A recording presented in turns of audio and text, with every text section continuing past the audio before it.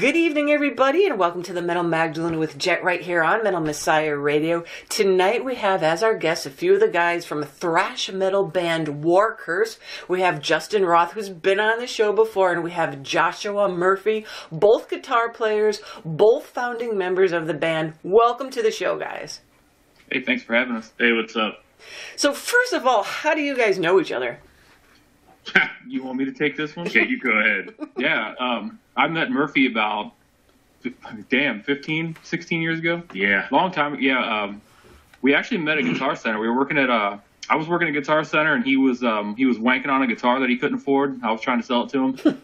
And, yeah, we've been in bands ever since. Played in all kinds of bands together, on and off for 15 years or so. Same Guitar Center that Jared from Morbid Angel worked at, actually. So. Ah, cool. And so, okay, so you guys, like you were saying, playing in other bands. So prior to forming War Curse, tell us a little bit about what was the metal scene like in your area, the Cincinnati, Ohio area. I mean, what was it like, and what were some of the shows that you guys were going to see?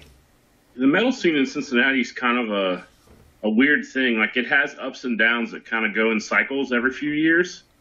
The one thing I will say is there's always been a lot of talent around here. Cincinnati's always had an abundance of good local metal bands that have unfortunately never really seen the light of day to most of the other part of the country or the rest of the world. But we've always had a pretty good amount of venues that would be willing to throw metal shows. So we would always try to make it out as much as we could. And now, what got you guys both interested in playing guitar, and how long have you guys been playing? Oh, geez, you'd never know it by listening, but I had a guitar in my hand from the time I was probably 8 or 9 years old. Yeah, I was 10. Yeah, I kind of degenerate parents, metalhead parents who had metalhead friends, and it was just kind of always around it, and started begging for a guitar in third grade, and finally I guess I wore them down enough that they got me one. So. Yeah, same. I spent an entire year when I was 10 years old telling my parents that I just wanted a guitar, and Christmas came around and there it was. Yay! And so, what were you guys doing prior to War Curse musically? I mean, were you in any other bands, and what did you have going on?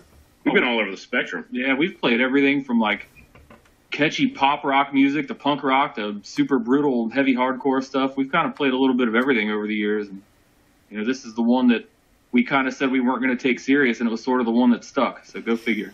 The weird thing is, it's hard to put a band together and find people who are willing to put up with all the bullcrap that comes with being in a band.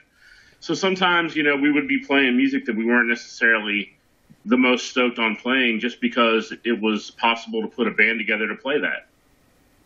Yeah, but metal was always kind of the first choice, kind of the passion. So yeah. So then, how did you end up putting War Curse together? Sort of by accident. I was bored as shit one day at work, and I was just perusing Craigslist. I was looking for albums or T-shirts or something that day. I can't remember what I was shopping for on Craigslist, but James, our drummer, had actually made a post while he was living in D.C., and he was kind of putting the feelers out for people to jam with when he moved back to Ohio. So I responded and, kind of small talk, and we had a lot of the same influences. We were into the same stuff. So, of course, naturally, I had to call Murphy. And then, we kind of jammed in my basement for a little while. And as things progressed and we started writing some kind of cooler songs and decided that we wanted to do something with it, we recruited the rest of the guys and turned it into a band. And, there's a lot of so-called thrash bands out there today. So what's your thoughts on all this, music just coming out of everywhere? The scene is getting so oversaturated. But since you guys are basically a thrashy type of band, what are your thoughts on some of the newer thrash bands out there today, and how do you think you differ from all of them? We love a lot of the modern thrash bands. We've played with a lot of the bands coming up, and there's a lot of great young thrash bands that are really doing their part to keep the scene going and to keep things moving forward. At some point, though, sometimes I feel like it kind of turns into a competition on who can play fastest and who can be the most over the top partying and I get that. It's cool. It's just never something that we were interested in necessarily. When we started this, granted, we all love thrash, so it was going to happen. but we just set out to be a heavy metal band. You know what I mean? It was never a conversation, oh, we're going to play thrash. It was like, we just want to start a metal band. But all of our influences growing up, listening to all of the golden age era bands of thrash metal, of course it crept in, and that's kind of what came out. But we never, you know, when we're writing songs, it's not like, oh, we have to see how fast we can make it. We have to see how crazy heavy we can make it. We just want to write good metal songs. Yeah, and I think that's one of the things that just makes our sound a little different. You know, a lot of the, especially with the new album, I think a lot of the people that have kind of got it, the press that have got a hold of it so far, have kind of commented that we don't necessarily sound like the younger bands that are out there. I think that's what sets us apart a little bit, you know, and it's no offense to those guys. You know, I love the Havocs of the world and Warbringers, but, you know, we've got those two, and we don't need 1,000 clones. And, you know, there's sort of that, I think there's like thrash metal, and then there's kind of thrash. And as weird as it is, I kind of differentiate the two. I think a lot of the green, slimy aesthetic, sort of like Municipal Waste ripoff bands, to me, it's thrash minus the metal. There's not a whole lot of metal to it. It's just kind of party. Yeah, it's a big pizza party. It's a big, you know, drunken mosh fest or whatever, and that's just not what we're into. And now you guys have a pretty big band. You have like 6 members in there. So why did you go for this, and what does everyone play? Well, the 6th member, so Jason Vibrooks, plays bass in Heathen, Exhorter. He was in Grip Inc. with Dave Lombardo. So Jason being our bass player, obviously Jason's stretched kind of thin. Mm-hmm. And Johnny Wallace is a great friend of ours. He's our touring bassist. So that's where the 6th guy comes from. We don't actually have 2 bass players on stage. It would be great. Didn't know. Yeah, but we're lucky to have Johnny around. He's an awesome dude. And yeah, so that's the 6 guys. So 2 guitar players, 2 bass players, but only one at a time, and then the other guys. So. Okay, so now are you guys signed to a label now? We are, yes. We signed with Svart Records out of Finland for this release, and couldn't be happier about it. Great label. So they've done really well by us on this record. We're really stoked to be a part of that. So we were talking a little bit about this earlier, Justin. So what are your thoughts on labels in general and the future of this industry that you're in? Are you sure you have enough time for this? I've got a 2-hour show. You let it rip, son. Oh, let's do it. I mean, I've talked about this on my own podcast, and I've talked about this kind of publicly with a lot of different people. I think they've built a house of cards, and I think there's a 10-year expiration date on this current business model if some of these bigger labels don't get their heads out of their asses and start to build the younger generation of bands.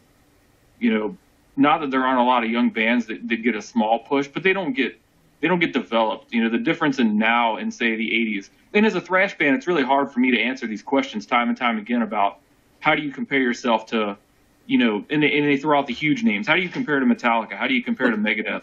And it's fucking ridiculous, Well, you can't compare to those bands. It's a different time and place. But the biggest difference is that, when those bands came up, the scene was huge, and record labels were willing to throw money into advertising your band, into developing you, into making sure your tours had production and all that sort of stuff. And now it's kind of like a wing, a prayer, a $10 budget, and get where you can get, And the big difference that I see, honestly, with it these days is it used to be kind of a partnership.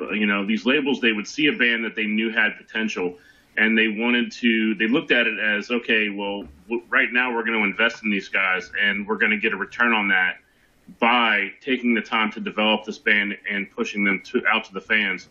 These days, it's mostly on the band to do that. Like, the labels these days, they expect you to come to them with a following on social media of 50 to 100,000 people, and they want to see that you've toured the world on your own, out of your own pocket, before they'll even think about talking to you.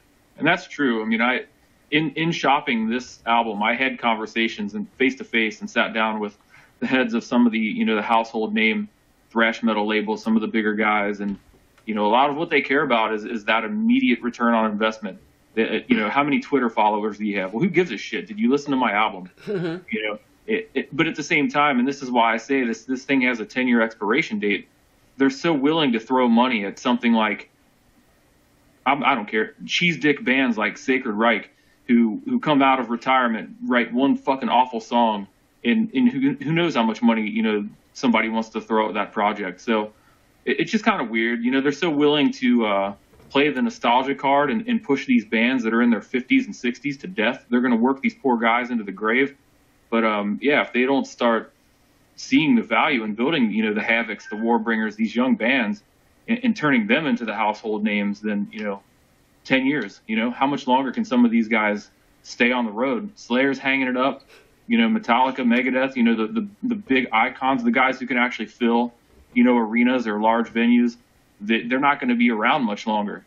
And if you're a metal fan and if you enjoy seeing big shows with production, if you enjoy seeing shows in arenas and amphitheaters, and you enjoy, you know, stage shows with lights and pyro and all that kind of shit, enjoy it now, you know, because there's no band our age that's going to be able to give you that, you know, unless somebody at, you know, Nuclear Blast or one of these other labels decides that, you know, they don't want to put themselves out of business. And that is true, because once your Metallicas are gone, like you said, Slayer's already gone, and once your Megadeth, Iron Maiden, who's left? The only band these days that's even coming close to that is arguably not even a metal band, it's Ghost.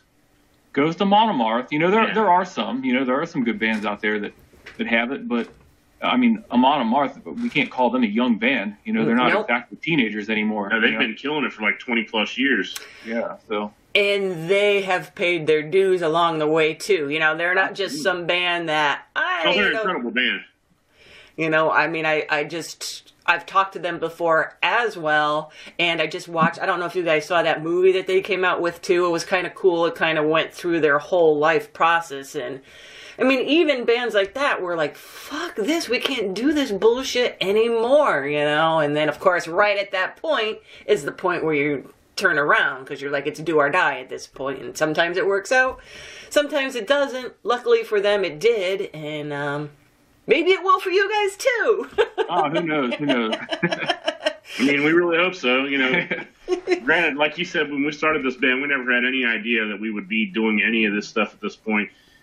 You know, when Workhorse started, we had kind of all gotten to that point where it's like, well, yeah, that's fine. Let's just jam and play some music and play some shows maybe and have some fun. And of course, that's when people start paying attention. Yeah, I mean, we had actually, Murphy and I, we had been in a couple of bands. We've had releases that were, you know, available in multiple continents. Like, we've come close before to doing, you know, the kind of stuff that we're starting to do now. And yeah, it is a little discouraging, you know, when you work so hard, you put everything you've got into an album or into a band or a project, you know, and you can't expect it to happen overnight. But, you know, 5-6 years into that thing, when you're out grinding and working and sleeping on, you know, dirty floors and in vans and starving to death, and, you know, you have nothing to show for it but credit card debt and annoyance. You know, it's like, it's no wonder that so many of these bands, you know, decide not to play metal. I think that, you know, if they change the climate, and if they change the way that they handled, you know, a lot of the stuff with these younger bands, there'd be a broader appeal for musicians to do what they do. You know, there are musicians phenomenal musicians, that they just don't see metal as a viable genre to play if they want to make any sort of living. Most people don't know this, but so from Cincinnati, the band Walk the Moon. Do you know Walk the Moon? Nope. Shut Up and Dance With Me. You have to know Walk the Moon. Oh, yeah, sure. Oh, of course. If you've ever bought pants at the fucking mall, you heard Walk the Moon. Yeah, well, once you started singing it, I knew who it was, so yes. Yeah, you know the song. Yeah. Yeah, but, you know, like, those dudes, like, the drummer in that band's favorite band is Megadeth. You know, like, there's so many guys out there that they're like, you know, fuck metal, I gotta make a living, I'm gonna play pop music, or, you know, worse yet, I'm gonna start a fucking tribute band or a cover band, and that's a whole nother disease that we could talk about for hours. But yeah, you know, it's just, hopefully, you know, maybe we'll make a living, maybe we won't. You know, we've all kind of set ourselves up to be able to work remote, or, you know, be able to do things smart enough that, you know, we won't starve to death, thank God. But, you know, at some point in time, it'd be nice to not lose money every time you walked out the door. Well, it's a tough industry, because I know, like, a lot of people, just, you know, regular schmucks listening to metal will be like, holy shit, how did these guys get so big so fast? And they're playing all over the place. But a lot of people don't know that these bands pay on to these bills, you know? And I know some of them pay thousands and thousands of dollars to play with more headlining acts, you know? That's a whole other cancer in the industry as far as I'm concerned. Oh, it's terrible, because it never used to be that way. Well, as a band, I mean, we kind of made a strong decision early on that we're not a buy-on band. We're not the kind of guys who are willing to shell out, you know, thousands upon thousands of dollars to get on a tour. those tours can be $10,000-$20,000 to buy onto. You know, I know. It's, you know, we've been offered before, and it's like, well, thanks, but no thanks. You know, for I don't know. It's just between that and you got these carny promoters, and every city's got one running some pay-to-play scam where, you know, all these bands go out and hustle tickets for a 25-minute opening set at 6:30 p.m. You know, there's so much of that shit, and again, that's just the industry kind of cannibalizing itself. You know, I don't want to sit here and talk about negative shit all day, but it just like, God, you look around, and if you're a part of this industry, and you are, you know, and you know a lot of people, you see this stuff day in and day out, and you just want to beat your fucking head against the wall because there's a better way to do it, and other genres do it better than we do it, you know, and it's so aggravating to me to sit back and watch genres like fucking country music or hip hop or any of these other genres that continually create new stars year after year. They create new millionaires year after year. Not that I give a shit to be a millionaire, but how can they do that and we can't so much as get a band on the radio, you know, unless they're playing a fucking Cranberries cover or some stupid, ridiculous shit that evidently you sell a platinum album if you record a Cranberries cover. But, you know, it's just crazy to me. It is, and it's just, and we're not really talking negative shit, Justin. We're making people aware of what it's really like out there, because there's a lot of people, a lot of kids joining bands that are like, oh man, I'd love to play on. Well, you can. You got 20 grand? Go ahead. You know, you could go on there. They just don't know. They think that somebody picks you up and they put you on that bill, which sometimes happens, but rarely.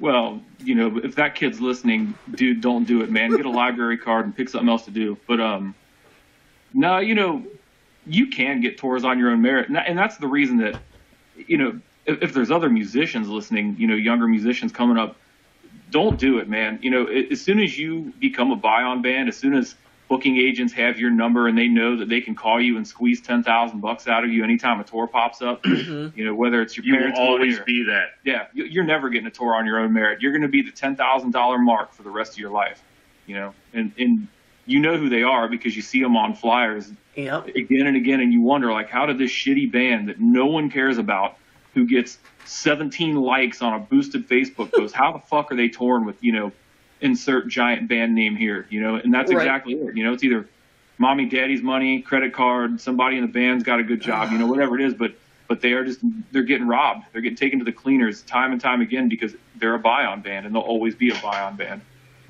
Well, that's true, and I'm glad you guys aren't a buy-on band. Not that you could afford to be, but... Oh, come on now. You didn't know I was super rich? Man. So anyways... We got tens of dollars between us. Yeah, oh, I'm sure. Yeah, you guys are getting the super supreme vegan pizza tonight. Exactly, extra cheese. So, hey, your band's been around now for, what, around 6 or so years? Yeah, 6 years, I think. Coming up on 6, yeah. And you're just, by the time this airs, you have just released your second album. But when you released your first album, how did that open doors for you, if at all? I mean, a lot of times I know people won't even take you seriously. Like, you know, what do you got? Oh, you don't even got nothing out there. I mean, did this help you guys or what? Well, you know, the first album... That was actually, you know, it's kind of funny. Yeah, that was our demo tape. You know, like I said, we had no ambition, no goals, no nothing. You know, when we did that, we were literally just screwing around in my basement. So, you know, when we put out Final Days, we were actually quite amazed to see that anybody gave a shit about that album at all. You know, and I guess there were some cool songs on it. So we literally recorded that so we could attempt to play some shows. Yeah, local shows. We just wanted to book like stupid little bar shows and have fun with our friends, and we were like, well, nobody's going to book us if they can't hear us first, so let's go record a demo, and that actually became Final Days, and that was kind of cool. But, you know, with this second album, there was just such a huge shift. You know, we're a new band now, new band members, you know, we're quite literally a new band, but we were laser focused going into the studio to record this thing, and we obviously took our time, and the reason there was, you know, a couple year gap between Final Days and Eradication was, you know, we did some touring. We would walk away from some songs. If we weren't happy with something, we would rewrite the song 3 and 4 times. And, you know, I mean, it was kind of, it almost got to the point where we didn't finish the album. We just stopped revising it. Like, we had worked so hard and we had just put everything into it, and enough was enough. So member changes in there too also slowed the process down a little bit. we initially started writing this album with our original vocalist, and midway through the recording process, he exited the band. So luckily for us, that it was almost a blessing in disguise because it brought in Blaine. Mm-hmm. And Blaine has brought so much to our sound and brought so much to this band as a person and as Blaine's really big on music production, and he also, he records and mixes stuff on his own. So it just brought a new facet to what we were able to do as a band, and just his voice in general brought a new. I'm struggling to even say like a new dimension. Yeah, dimension. That would be a good way to put it. A new dimension to our sound that we had kind of always wanted. With our old vocalist, we would work with him. Justin and I would literally sit in the studio with him, and he had never really done the kind of vocals that even he was doing then. We would walk him through how we were trying to get that sound to. And with Blaine, he's so talented that he just brings it right to the table, and he does things that we would have never thought to do. And he brings new sounds and new tones to the songs and sets a whole different mood for us. And I really think it took us to a new level as a band. So while it did set back the timeline a little bit for us, it was a blessing in disguise. I know you guys are about to release your new album, Eradication, off of Spark Records, officially May 10th. So walk us through the writing process and who's involved in it. You're kind of talking to the two dudes that do the majority of the writing. Yeah. I think every good song starts with a riff. So, a lot of times kind of the writing process it's a lot of sitting at home, wanking on your guitar and recording riffs on your cell phone. Pay attention, Kirk Hammett. And don't lose your cell phone. Yeah. No, but you just kind of collect a bunch of riffs, and then we'll get together. And if we didn't have a tour or a show or anything going on, just to stay fresh and just to stay in shape, we'll get together and jam. That's when you kind of break out some riffs, and what'll happen is you'll start jamming, and then somebody will throw the next riff. Well, this would be cool if it That's usually my place in the band. Justin tends to bring the start of something to the space, and then I excel at taking something he's got and adding on to it. You know what I mean? So the two of us bounce things back and forth together. Yeah, Murphy likes to back clean up a lot. So yeah, but somebody's got to. Yeah, but, that's pretty much it. So we'll just kind of. We'll write them, and then, we'll go and we'll do pre-production in the studio and just kind of lay down some rough scratch guitars and listen to it and then decide, hey, we need to change this, change that. Kind of the same stuff I think most bands do. But, and then you get in the studio, and then the real fun starts. And then you beat your head against the wall for, a month or two until everything's perfect. And then you find somebody to mix it, and then you beat your head against the wall for another 2 or 3 weeks until the mix is right, and eventually. And then when they mix it and you can actually hear it, you realize that it's not as perfect as you thought it was. No, but hell, it's honestly it's the best damn time you can ever have, really. I mean, that for me, as an artist, in my professional life as well, there's something really cool about seeing a very rough idea, something that some of these riffs I might write at 2 or 3 in the morning when I just can't sleep, and you take something so dumb and so rudimentary as one riff that you wrote in your underwear at 2 in the morning, see that idea come to life, and it turns into a song and a finished product, and you put it out in the world and people respond to it. It's really cool. There's something about that creative process that's almost sort of addicting. It's funny, we're going through, because we try to stay on top of things. We're actually already working on new material for the next record. Oh, wow. And we're digging back through our cell phones for riffs that we may have recorded that we might want to start using to try to get a start on something. And you'll find these files from forever ago that were the initial riffs for the songs that are getting put out now. And it's funny to see how they took place and where they might have started from, because something might have started as a completely different riff off the bat and then transformed into something so different by the time I made the album. It's just funny to see the process happen. If anybody could ever look into my cell phone, I give all my riffs really stupid names so that I can find them later. And it's always, I don't know, for whom the Taco Bell tolls kind of shit. Just whatever it reminds me of. And I was digging through the other day, and I saw a really dumb name, and I clicked on it, and it was the riff of Sands of Fate, which actually got released yesterday. Mm-hmm. And I was like, holy shit, I wrote that riff in 2014, and it just now came out yesterday, so it's kind of cool to see how some of that stuff works. But, if you keep a big old database, what I like to do, I challenge myself to record a riff a day, mm-hmm. even if it sucks. I'm just going to record a riff before I go to bed, and you'd be amazed how fast that shit piles up. And then when you're writing a song and it's like, oh man, we need a part here. It's like I can open my phone and go, well, I need a bridge riff. I've got 75 riffs called bridge riff. One of them's bound to not suck too awfully bad, and there you go. So you end up with songs. It's kind of cool. So in writing this album, did you go into it thinking that there are certain things that you don't want to do on it? Oh, God, yes. There was probably more things that I wanted to not do than things I wanted to do.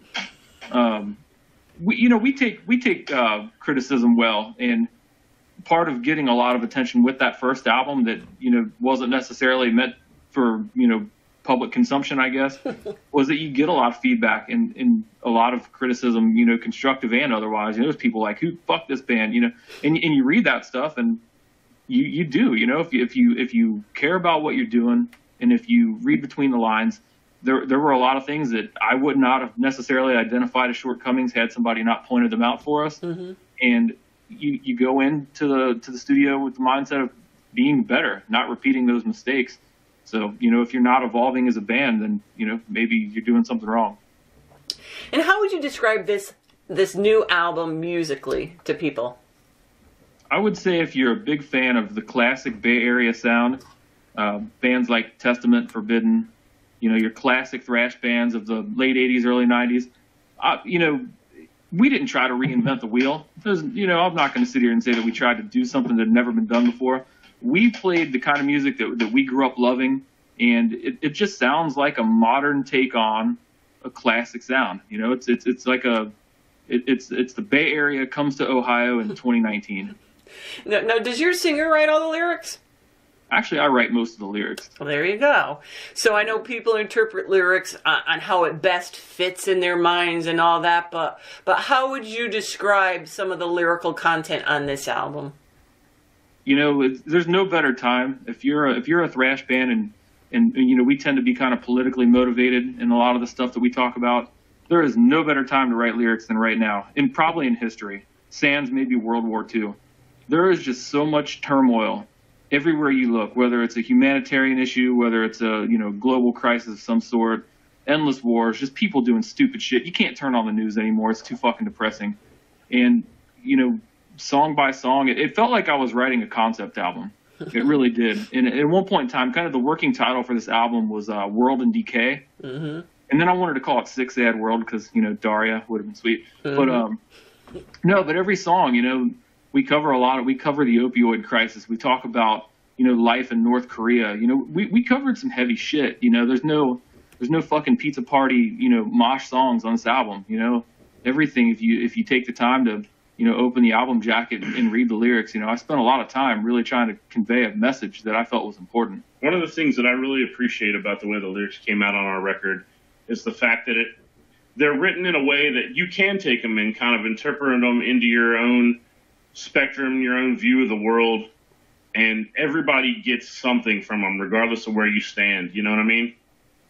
Yeah, it's almost kind of like I don't want to give away too much because I want people to be able to make their own minds up and decide, who I was shitting on in that song or what I'm talking about. But yeah, I mean, some of it, it's kind of, it's a little more cut and dry, but it's still, the underlying message, especially with the title track. And that's why it made sense for Eradication to be the title track. And that was sort of like the all encompassing message of the entire album was that, with all the shit going on in the world and with the way we treat each other, with the way we treat animals, with the way we treat the planet, man just needs to do a better job. And if we can't, we should just be fucking wiped off the face of the earth because we are kind of a disease right now.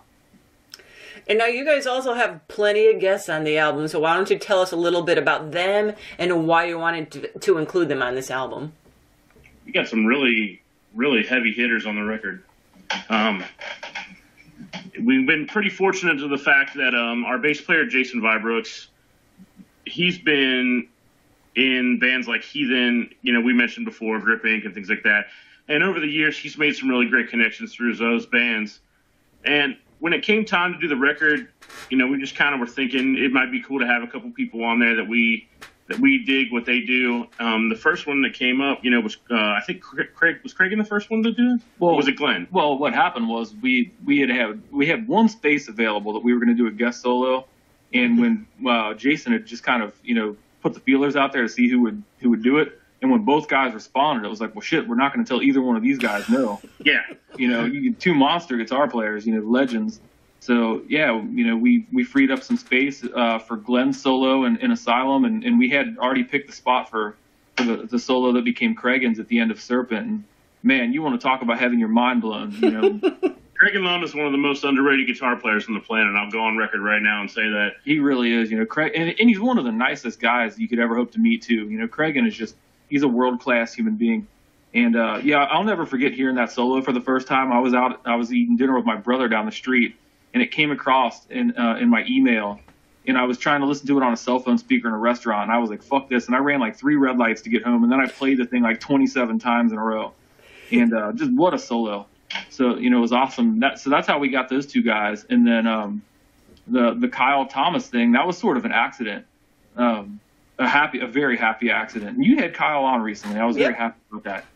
Great friend of mine. I've traveled the world with Kyle. So, yeah, we had kind of laid out the vocal phrasing and how we wanted to handle that in Deadly Silence, which may or may not be out when people hear this. But, yeah, there's kind of like a cool call back and forth thing between Blaine and Kyle. And that was originally me and Blaine. And like it or not, it kind of came out sounding like a weird cross between Dave Mustaine and David Sanchez. And Murphy kind of was like, we should just get the real David Sanchez to do it. So that was the initial plan, was we were going to have David Sanchez do it, and he was down. We're pretty good friends with the Havoc dudes. And then David left for the Killthrax tour. So we had actually dicked around too long getting him the files. And Jason was off doing exhorter duties and I guess was talking to Kyle, and Kyle volunteered. And it's like, well, holy shit, that's a no-brainer. So we ended up with Kyle Thomas, and fuck, man, did he kill it. So, and that last Probably my favorite part of the whole record is listening to the verse that he laid down at the end of the song. Oh, man. It gives me chills every single time. I've probably listened to it 100+ times at this point, and it's still, when you hear his vocals come in on that record, it is just mind-blowing how good of a vocalist he really is. Yeah, he brought that song to life. You know, and that's why I call it a happy accident, because I seriously can't imagine that song now without his contribution, without hearing him on it. It wouldn't be the same song. So that was pretty awesome.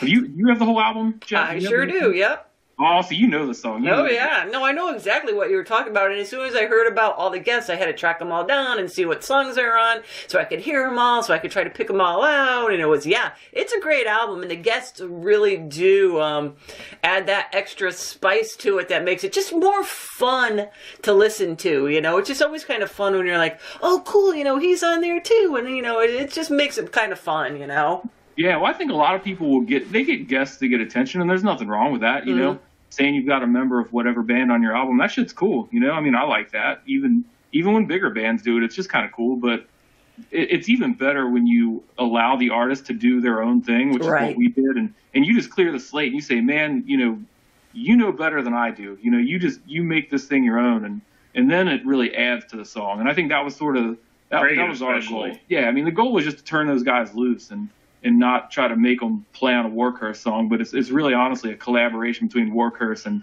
those 3 guys. So it's kind of cool. Cregan's solo that he came up with at the end of Serpent, honestly, like, I would have never imagined it sounding the way it came out sounding. It's a completely different perspective and a completely different style of playing than any of us would have ever thought to put over top of it. And it changed the whole vibe at the end of the song to something that is just so much better than we ever could have made it on our own. And it's really awesome. It's cool because even if you're not exactly sure where he's at on the song, the second you hear him come in, you can tell that is him. Right. It's because it's really good. That helps too. Well, yeah, it's very Heathen-esque. You know, if you're one of the many like myself sitting around going, damn it, where is that new Heathen album? Like, he still got it. He still got it, man. He wrote that solo, and it's fucking sick, and it sounds very much like Heathen. And then poor Murphy had to learn how to play it. So I'm still working that out. So where did you guys record this, and how did that whole process go for you? Oh, man, that was a train wreck. Yeah, we recorded this thing all over the place. No, you know, we've had our same engineer. Our primary engineer is a guy who goes by the name Bone. He's the owner of Threshold Studios in Indianapolis, and we've been recording with Bone for over 10 years now. So all the heavy lifting was done with Bone, and then we had bounced around to a couple of studios, and we had done some of the vocal tracks were recorded by Ben Scheigel. Yeah, Ben up at Spider Studios. kind of worked with Chimera and Drowning Pool and a bunch of bands. Really good engineer. And some of the actually the bulk of the guitar solos ended up being tracked by our buddy Luke, who plays in a band called Killer Refrigerator, which is the greatest gimmick band of all times. And then it got mixed, and this was a decision that we made kind of in the 23rd hour, and this was just it really changed the trajectory of the whole album and the whole sound. But we had it mixed by Scott Atkins at Grindstone Studio in the UK. He's done Amon Amarth albums, Behemoth, Silosis. You know, I mean, the guy's worked with a lot of really, really high-level bands. But the reason we chose him was he did the last couple of Savage Messiah albums. Mm-hmm. And Faithful Dark. We would sit and listen to it and just be like, it kind of became the gold standard for what we thought a record should sound like in our genre. Yeah. And we were sitting there trying to get our engineers we were working with, we were kind of bouncing that back and forth with them. And it was never 100% like, yeah, that sounded pretty good, but it's, you know, and we'd listen to it back and forth, our record and theirs. And then one day in the studio, it was like, well, who mixed this thing? Yeah, I was like, I'm just going to hire that Let's guy. just hit him up. And so we did. We contacted him. Yeah, you know, amazingly, he agreed to do it. And, yeah, so that's who mixed it. So that was really cool. So, you know, all the guitar tones and, you know, all the drums and all that, you know, everything. He's the real hero on this record, I'll tell you. It's everything's so crisp and, you know, it's kind of, I don't know if it's dorky to get excited about your own album. See, this is good. We're being positive, all right? We're being positive. Yes. This conversation's turning around here. But yeah, you know, it's like, God, when I heard that, it was mind blowing. You know, you don't want to be a dork and be your own biggest fan, but like I listened to that album quite a few times, and the mix, if nothing else, if you think the songs are crap and if you think we're a bunch of nerds and you don't give a shit about what we're doing, at least acknowledge that the fucking mix kills on this album. It does kill. Okay, so you guys made a, you know, pretty cool video, no pun intended there. So tell us a little bit about making that video and why you chose that song to make the video from. Serpent being chosen as the single to come from the album is funny. Like, you know, we start bouncing things back and forth between everybody in the band and management and the label. And it was really hard because, you know, we stand behind a lot of these songs. We're really excited for the entire album. So, you know, it's hard to pick just one when it comes down to releasing it. You know, it's kind of weird. We had like 5 or 6 that were front runners, and that's unusual for an album to have like 6 potential singles that everybody was arguing over. So that was kind of nice. I think what it came down to was we told everybody to pick their favorite 3. 2. Or 2. Favorite 2, yeah, 2. And then Serpent was on everyone's list. So that was, you know, clearly, if that was literally on everybody's, and, you know, the second one would vary. You know, there was a few that stood out for different people, but Serpent was on everyone. So that ended up being why we chose that. Democratic process around here. Yeah. We're a really functional band, let me tell you. Yeah. So we can't agree on shit. You see, we got people voting on T-shirt colors because, yeah, we're a bunch of indecisive assholes. We just argue with each other until somebody gives up. Well, I think I know what one's going to win. The one that Justin wants. Sometimes, you know, I don't always get my way. Yeah, you'll make a million excuses. Well, it all comes down to the one you want. Sometimes. I wish, you know, I wish. No, but, you know, filming that video, though, to answer the rest of your question. That was rough. That was hell on earth. That was truly, if there's really the opposite of hell on earth. No, if there's a hell, it's fucking cold. Yeah. This whole hell being hot thing is nonsense. If there's a hell, it is fucking freezing ass cold. And, yeah, we filmed that during the, what was it, the polar vortex? Is that what they call it? Yeah, we had the polar vortex rolling through Cincinnati at the time. And we have this practice space that we rent down in the north side area of Cincinnati. And, you know, it's an old abandoned warehouse that these guys have taken and made into, you know, a place for bands to practice. And the rooms are fine. You know, they're insulated. They have heat. But we chose a common area outside of the rooms because it just looked kind of bombed out and crazy. Mm-hmm. And they had all these boards up on these windows that have been gone for who knows how long. And our brilliant genius idea was to jump up and take all the boards down on all these open windows. We opened the big elevator and opened the giant elevator shaft door to let all this light in and also let literally sub-zero temperatures blow in on us while we're trying to play music. If you notice in the video, I got stuck standing next to the window. Yep. And I'm also the guy that has to move his fingers the most playing solos. So don't look too closely because my fingers were mostly frozen while we were. Now that's all we're going to be looking at. You see, he actually had to mime the Craig and solo. So back to the Craig and solo, Murphy faked it pretty good. Yeah, considering he was dying, especially with frozen fingers. And you know, it was funny. We were taking goosebump breaks because you had to really if he zoomed it, we had mile high goosebumps. And my stupid ass had on a fucking sleeveless T-shirt, trying to look cool. It didn't even work. I didn't even look cool. No, it was hilarious because it was so fucking cold. In between takes, we're all running over, putting our coats on real quick, trying to get warm again before we have to go do the next take. And you know, by the end of however many we did, I think it was about 9 or 10 different takes of the song. We're looking at the guy who shot it, which is actually same guy that recorded us. Same guy who recorded us, Bone, at Threshold Studios. He did the video for us. He's a man of many talents, and he's always impeccably attention to detail for him is great. So that's why the video came out so awesome. Yeah, but shout out to Bone, you talented bastard, you. We're looking at him going, man, are we almost done? We're freezing to death here. That video would have been better if it was a little warmer, maybe. But yeah. Well, you know what? All your black metal fans that are listening to this right now are like, these guys are fucking pussies, man. Like, this is Immortal standing on the side of a fucking mountain, like in 10 feet of snow, with metal spikes all over them, no shirt on. Yeah, we're just a bunch of crybabies. Yeah, we're not Abath, man. We're not cool. We're a bunch of nerds from Ohio. We were freezing our asses off in there. Well, I think we're gonna do the next one at Trey's rehearsal space. There you go. Nice and warm and roasty toasty. Yeah, we're gonna film the next one on the beach. Yeah.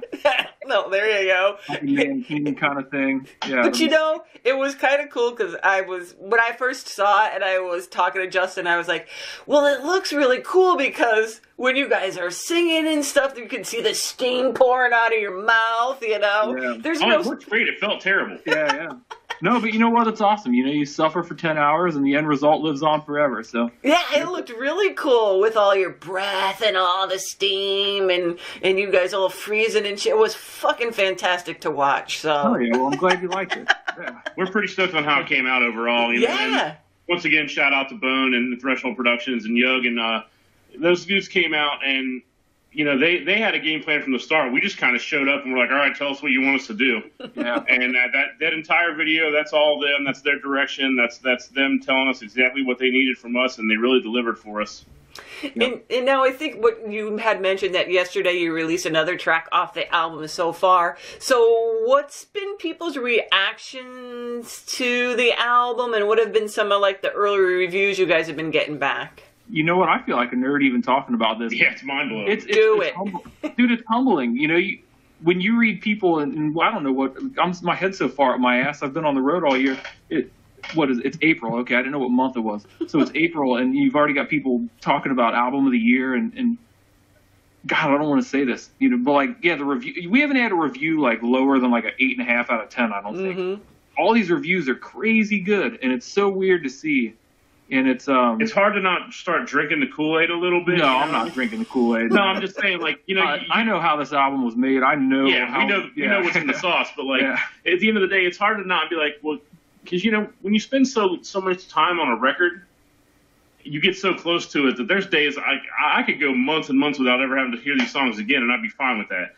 But to see people react to them and say, you know, things like, we've had reviewers talk about how they think it's the greatest modern thrash record they've heard in years. Yeah, and I mean, people getting compared, called the new Metallica, and getting called, you know, all this, and you know, a lot of that, you know, these guys, you know, I think a lot of them, in all fairness, there's a lot of journalistic integrity out there, and then there's a lot of guys that are going to write nice things about you, hoping that you will share the link because they said nice things about you to get themselves. Right. You always got to take some of this stuff with a mild pinch of salt, but you know, some of it, you know, and I've been on, you know, some other, you know, radio shows and podcasts, and you know, I've talked to some of these people, and they genuinely mean it. You know, and one of the guys who's helping us launch this album, the guy over in Germany who's handling our PR, had nothing but great things to say. And this is a guy who, you know, bands he's worked with have been, you know, Megadeth and, you know, AC/DC. I mean, this guy's like worked with the who's who of bands, you know, and he believes in us. And you know, when you see that kind of stuff, it's very humbling when you're a couple of, you know, nerdy dudes from, you know, small town Cincinnati, Ohio, just kind of writing songs in your bedroom and shit. So yeah, but the responses have been great. You know, we've had an outpouring from from fans, both new and old. Our old fans that have known us from our very humble beginnings, our first god-awful shows that we probably should have waited to play. I think they may even appreciate, the new stuff more than people who are just finding it. But the response it's nuts, man. It's something that I don't know that I'll get used to anytime soon, but, keep it coming, guys. I don't know. So I didn't mention this. I wanted to mention this earlier, but tell us a little bit about like your cover art and the artist and the concept and how you came up with all of that. So with the artwork, well, there's we kind of have all kinds of artwork that's always out there in the world. So the single art, that was the Serpent single art. I did that. And then the Sands of Fate single art, that was done by Maggot Meister of All Things Rotten. And that dude's the man. And then me and him collaborated on the final cover art, like the actual Eradication album cover. And just sort of in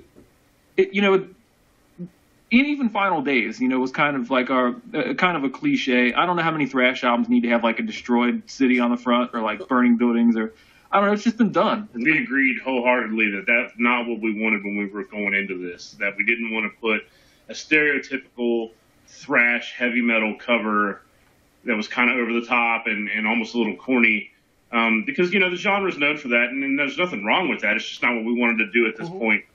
And but we also wanted an album cover. We always talk about how you want an album cover that when people look at it, it gives them an idea of what they might be in store for, makes them want to take interest in it. Because we grew up in the era where you would still go to the record store and you would walk in, and you might not know the band, but if they had a really cool album cover and they were on a label that you had heard of, you would probably buy it just to check it out. Yeah, I mean, and the thing with selecting an artist or, cover art, it's very hard to find an artist that you're going to agree with, that you can work with. And I say this as a designer myself, as a graphic designer and an artist. It's, difference of opinion. A lot of guys don't take your input. They don't take your lyrics into consideration. And then there's a lot of guys who are just absolutely incredible, but with our budget, we could maybe get them to write our name with a Sharpie. We just don't have the money to, to hire some, the Jake Bannons of the world. We wanted something different and cool, and this was just kind of a concept that I pulled out of my ass.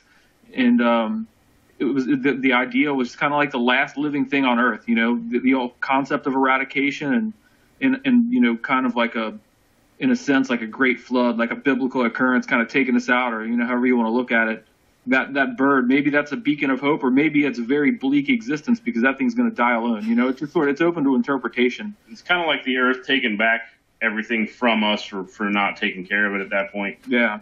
And it was just kind of, it felt strong. It felt symbolic. It's striking when you see it, but it's tasteful. There's no buildings exploding, and there's no crazy shit on it. But I think when you look at it, you feel something. And I don't know. I fucking love the cover. I do too. I think it's cool. So tell us a little bit now about your guitars and setups and what you personally look for in a guitar, because we got lots of guitar geeks listening in. Murphy, go ahead. I'm an ESP guy. So a few years ago, when we first started Workhorse, I was playing a Jackson soloist, because, Jackson guitars are heavy metal. They're synonymous with heavy metal. And I liked it, but at one point we were walking into a local music store, I think it was Sam Ash here in Cincinnati, and they had a Snow White LTD M1000 with a maple fretboard. And I just saw it, and I was like, that's the guitar. And so I actually sold them my Jackson and bought that guitar. It's been with me for about 5 years now. And I can't imagine ever owning another guitar that would surpass it in my world. It's just my number one. We've got a great tech locally here who did some work on it for me, and I've swapped the pickups out and things like that. But overall, the M1000 is it's the working man's guitar. It really is. We throw it in a trailer and it's freezing cold, and we drive, 400 miles into the warmth somewhere, and I take it out of the trailer and it's perfectly in tune still. Wow. It's just one of those things. It's just built well, and it's never given me any issues. And I actually have another of the M series LTDs coming to me right now. It should be here Friday. I've got one of the M black metal guitars coming, so. Shout out ESP, give this guy an endorsement. Love ESP. No, for real. No, Murphy, the funny thing about Murphy's gear is I used to absolutely pull my hair out over Murphy's gear situation. You've never seen a guy go through more amps than Murphy did in the first, 3-4 years of this band. I went through about 15 amps. Oh my God. I don't think Murphy played 2 shows with the same amp for a while there. Like, it was so, and you can dial it. I heard the rooster. The fucking rooster is right there. He hears you. He's attracted to you. He must think you're a sexy hen. I think so. No, I'm just kidding. But yeah. So I'm a nerd. I play Gibson Flying V's. I don't know. That's kind of cliche, right? Sure. It worked for me. I fucking love it. That's all that matters, as long as it's working for you. Yeah, I was a Les Paul guy, and I always loved the Les Paul. So I like the shorter scale. I can't do the big long Fender scale. And I was like, I just wanted something that played like a Les Paul that didn't look like a Les Paul. So Flying V, it's basically a Les Paul with a cooler shaped body. But you get to, in your job, when you're out doing all this teching stuff, you're touching all these other guitars. None of them, you're not attracted to any of them? Yeah, see, I'm very attracted to Vinny Flying V. Oh, Vinny is. So, Scott, of course. Yeah, Scott of SP Customs, he built Vinny's Flying V. And I love that thing. That thing plays like a dream. So people listening, if you don't know, I tech for Exhorter. I'm their tour manager tech, and then I'm the tech for Morbid Angel. I tech for Steve and Dan. And Dan's guitars, actually, those Solar guitars are phenomenal. So you get to play a lot of people's stuff, and especially in Morbid Angel, because we do their sound checks, and I'll spend a lot of time on Dan's guitars every day, and I play them a lot. It's almost kind of weird when you get home and you play your own stuff again. It feels kind of foreign to you. But so I'll admit, I was actually getting pretty attached to Dan's. He's got 2 signature models, but he's got that red V, his red Solar V. It's a 6-string. Mm-hmm.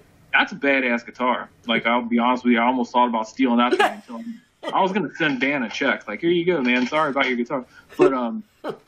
But yeah, I don't know, the V body, it's just kind of cool. It's classic. It works. Mm-hmm, mm-hmm. The biggest change for us right now as far as gear, if we're going to have gear nerd talk, amps. Yeah, we finally ditched the tube amps. And that's been something that's been a point of contention in this band for a long time.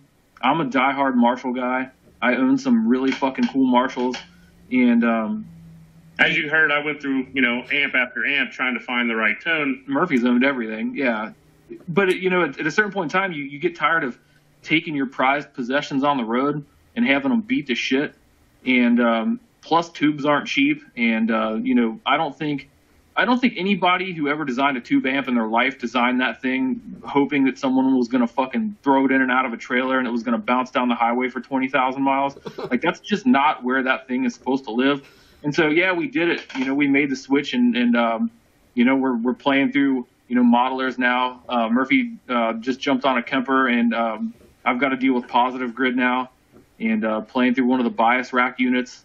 Same thing that, Reese from Havoc's using, and he kind of turned me on to it. And yeah, so that's been the big exciting thing for us gear wise is having amps that we know will turn on and work, that don't have to be retubed all the time, that don't break. And yeah, so that's been kind of cool. That's really nice for me because so about a year into the Workhorse journey, I noticed the Kemper, and I said something to Justin at the time. I'm like, man, that thing is cool. I like the idea of it, but we were kind of stuck on the whole tube amps are where it's at, so we just kind of rolled with that. He's downplaying it. I actually threatened to kick him out of the band. I was like, do not bring that fucking lunchbox looking thing near me. Yeah, I was vehemently against it. That sounds about right. Yeah, I was not having that shit. So, but if it's good enough for Exodus, it's good enough for us. Exactly. So the great thing for a guy like me who's really particular and was trying to find that tone for so long is that with the Kemper, there's so many options available to me that I was literally able to download 1,000 patches into the Kemper and go through them and find the one that spoke to me the most as far as tone goes, and then tailor it and shape it from there and save it and then use that to build a new lead tone. And, it's been a great process. Honestly, switching over to the digital world was something that I wish we had done a lot longer ago, but at this point, it's been the most exciting thing we've done in a while, and I can't wait to get out and do some touring with it. Yeah, this will be our first tour with the modelers since we switched to digital, so it'll be cool to see how it goes. The nice thing is loading will be easier. Yeah, we're gonna carry in one rack. All of our shit fits in one rack. We're just gonna carry in one rack and plug it in and go, which is a huge change for us. Normally, we're that stupid band that brings way too much gear, barely fits on the stage, and takes way too long to set up and tear down and all that kind of stuff. So this will be great. And yeah, every band, if you're listening, you should totally just do it. And the tones are Quit killer. fighting it, just do it. The tones are incredible. I will say it straight out. Yep. And now you guys also got some shows coming up. So tell us a little bit about what you got going on. Now we're going to leave for a tour. Well, I don't know when this is going to air. Is this going to air soon? It's going to air May 1st. May 1st. All right, yeah. 17th. So you got some time. Look up the dates. We're going to be doing a little headlining U.S. run just to promote the album. We start May 17th in St. Louis, and then we're going to be in the Southwest. We're going to head west, and I don't think we make it all the way to California on this one. Arizona. Okay, so yeah, we're going to cut up through Arizona. But yeah, I think it's like a little 15-day jaunt. You know, we're going to Albuquerque, El Paso, Denver. So we're going to get around. We'll be in some major markets. Later this year, we're going to go out and do some more, obviously. We're going to cover a lot more ground. But we just wanted to get out and shake the rust off a little bit and play some shows. We're going out with a band called Tyrant from Lansing, Michigan, another young, up-and-coming thrash band. And very melodic thrash. Yeah, good thrash. And they got kind of like elements of, kind of Iron Maiden in there and, kind of like Sanctuary, sort of. Yeah, they're a cool band. They're young dudes. Hard workers. Yeah, real hard workers.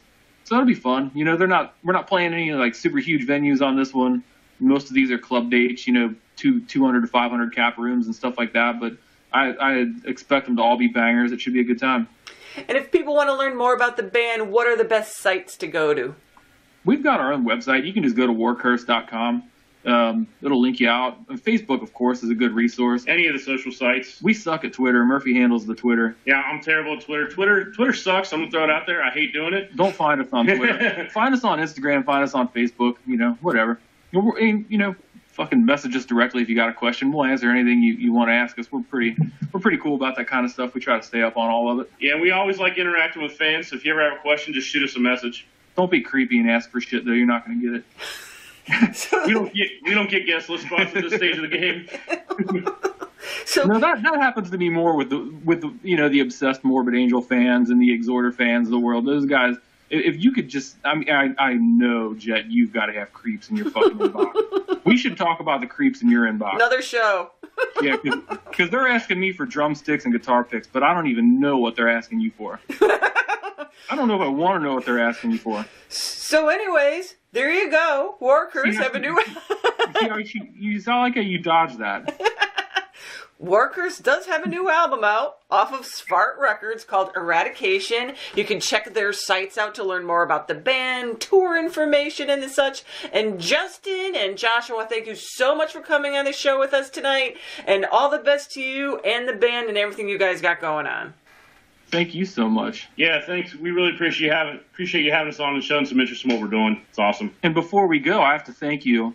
Your listeners, they know you're cool, but they don't know how nice of a person you really are. If you're ever on tour and Jet comes out and sees you on tour, she's not just bringing you snacks. She's bringing you baked goods, homemade soap, food. She really rolls out the red carpet. So he's really setting you up now. Yeah. I know. I'm like, what the fuck is he doing? Yeah. Look what I just did. But seriously, thank you so much. Like I've said before, you're one of the nicest people in this whole entire industry. You're a pleasure to talk to, and it's always so nice to get the chance. So.